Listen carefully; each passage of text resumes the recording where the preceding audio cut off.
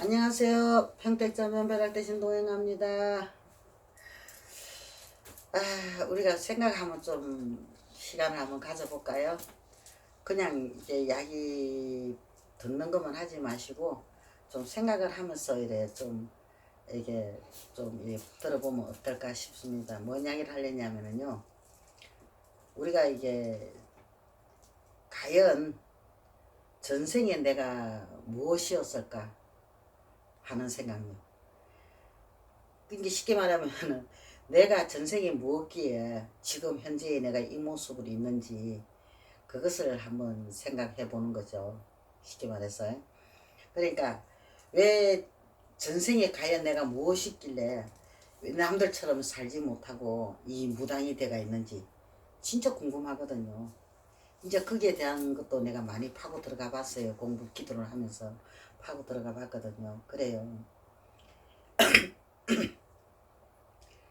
이게 자기가 이게 쉽게 말하면 전생을 알고 후생을 안다면은 이 삶의 방법이 참 많이 달라지겠죠, 그죠? 바뀌어지겠죠, 그죠? 이게 어떻게든 내가 사는 어떤 대처 방법이 나오니까 이게 달라지지 않겠어요, 그죠? 그런데 또 자신이 어떤 행위를 한 만큼 이 또 모든 제약이 이 자신한테 돌아온다면은 또 어떻게 또 삶의 방법이 또 달라질 수도 있다는 이야기가 되는 거죠, 그죠? 그러니까 제가 아는 삶이라는 것은 자기가 어떻게 살고 자기가 어떤 삶을 살더라도 이 모든 일은 부메랑처럼 돌아온다는 이야기죠. 이게 모든 행동에는 이게 책임이 따른다는 이야기인 거죠. 쉽게 말하면 전생이든 후생이든 간에 그게 책임이 따라 붙더라는 이야기죠. 이게 가끔 이게 제가 기도하다 보면은 이 전생을 엿볼 수 있는 그 기회가 좀 있어요.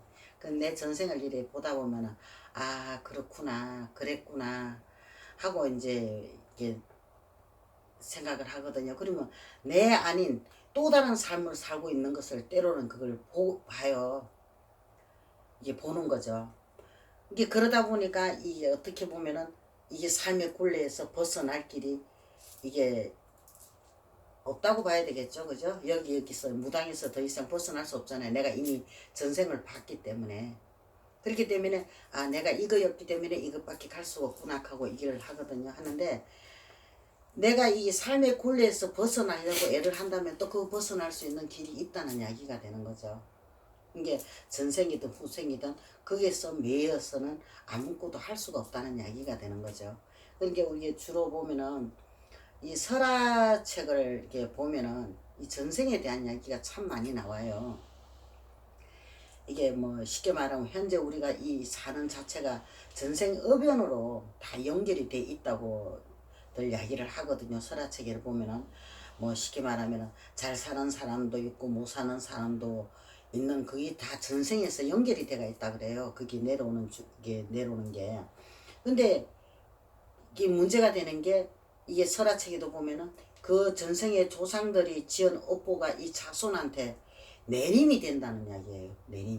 내림이 된다는 그 이야기를 이게 된다는 할 때는 참 진짜 이게 절망적이거든요. 저 역시도 그런 걸 이게 느꼈고 봤거든요. 봤는데 절망적이잖아요. 그죠? 그런데 이게 뭐 나 자신이 이게 뭐 제대로 살지 않으면은 내 자손한테 내림이 된다니까 뭐 어떻게 열심히 안 살면 안 되잖아요. 그죠? 이제 전생을 내가 봤으니까. 그러니까 전생에서 내가 열심히 살지 않으면 후생을 갖다가 기약을 할 수가 없다는 거죠. 후생이라는 게 결론 뭡니까?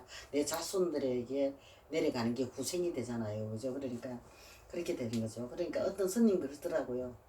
네가 전생을 알고 싶으면은 현재 네 자신이 어떤 모습으로 살고 있는지를 보라고.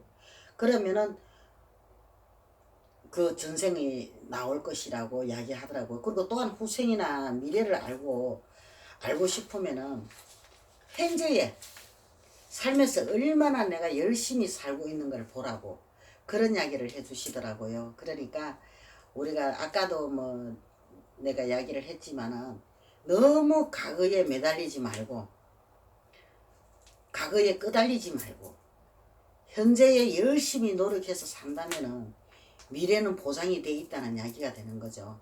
이게 자신이 이게 살다가 빚을 졌단 말이에요. 빚을 진 거 못 갚고 이 저승을 간다면 그 빚은 진짜 고스란히 이 자식한테 물려지는 거거든요. 그죠? 이게 우리 현재도 그러더라고요. 그게 왜 부모 빚이 자손한테 부모가 죽거나 자식한테 온 게 그 유산 포기 그거 안 하면은 그 빚을 갚아야 되는 그런 형국도 있더라고요. 그게 물려지는 거랑 똑같잖아요. 그죠?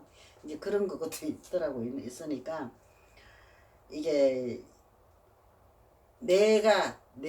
나 하나만 생각을 한다면은 뭐 내가 어떻게 살든 간에 뭐 상관이 없겠죠. 그죠? 그런다 보면은 내 가족도 있을 거고 내 자식이든 누구 형제든 누구든 간에 뭐 있을 거니까 그 사람들을 위해서 산다면은 현재에 내가 열심히 살아야 된다는 이야기가 되는 거예요.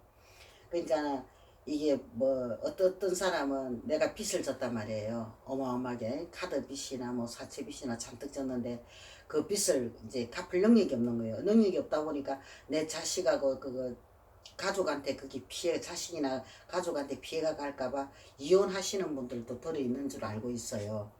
이게 그게나 이 전생이나 후생이나 그거 지금 현존하는 거랑 똑같은 거잖아요. 현재 다 있다는 이야기예요. 전생도 지금 있는 거고 후생도 지금 다 같이 현존해가 있다는 이야기가 되는 거죠. 그죠? 그러니까 내가 빚을 줬을 때는 전생이 되는 거고 빚 못 갚고 자식한테 피해갈까봐 이혼하는 거는 후생이 될 수가 있는 거잖아요.